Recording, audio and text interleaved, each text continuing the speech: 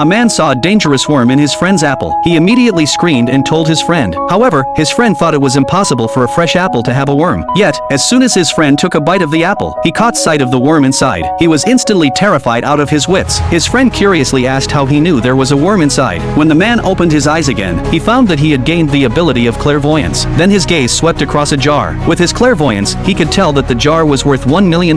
He asked his friend how much this unremarkable jar was worth. His friend said he bought it for $100 and told him to take it for $50. He immediately took out $100 and gave it to his friend. His friend asked in surprise why he wanted the jar. He just smiled and walked away. The next day, he opened an antique shop by the roadside. A rich girl saw the jar and exclaimed that it looked very ancient. At this time, a bully came over, picked up the jar, and claimed that it belonged to him from then on. The man immediately stood up angrily and scolded the bully. The bully shouted at him for being so bold, and said it was just a useless jar. Right after that, a girl said she was willing to buy the jar for $1 million.